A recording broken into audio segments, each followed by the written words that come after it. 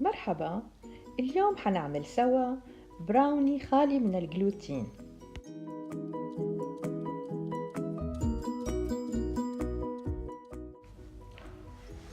المقادير اللي حنحتاجها للبراوني هي كوب من طحين اللوز، نص كوب كاكاو باودر، معلقة كبيرة زيت جوز الهند، معلقة صغيرة قرفة، نص معلقة بيكنج صودا، قليل من الملح، معلقة صغيرة فانيلا، كوب من عجين التمر، وبيضة واحدة.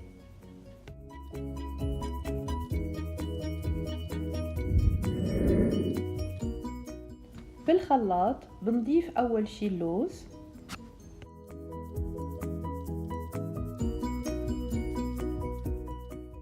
بعدين بنضيف الكاكاو،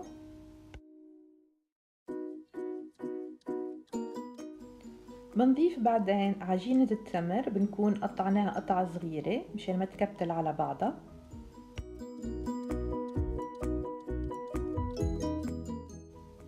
بعدين بنضيف زيت جوز الهند، بعدين بنضيف القرفة، البيكنج صودا، بنضيف البيضة ورشة الملح، وأخيرا بنضيف الفانيلا.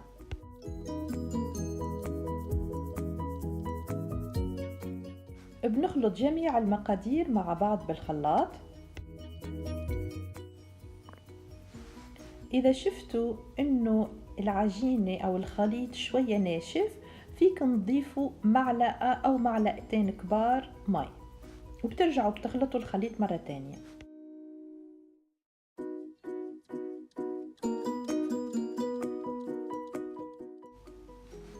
أنا هون الخليط ضفت له معلقتين مي ليصير رطب مثل ما شايفين وبطل ناشف.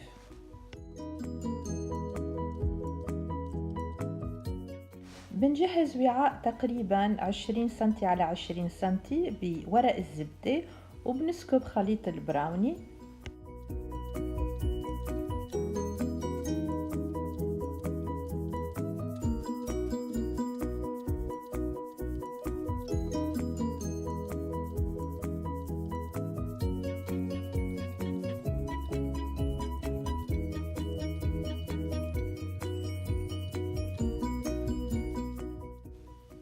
مشان تكون عملية مد البراوني سهلة، فيكن يا إما تحطوا شوية زيت على المعلقة وتمدوا، أو تحطوا على أصابعكم شوية زيت جوز الهند وتمدوا مثل ما شايفين بالفيديو، وبعدين بتقطعوا بس من فوق لترسموا شكله النهائي.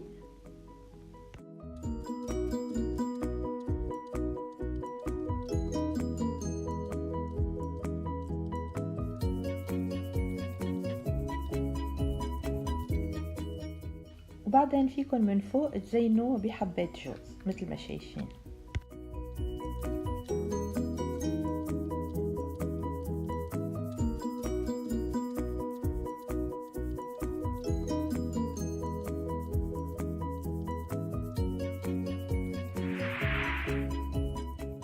حطينا البراوني بالفرن لمدة 20 دقيقة على درجة حرارة 180 درجة، ومثل ما شايفين صار جاهز.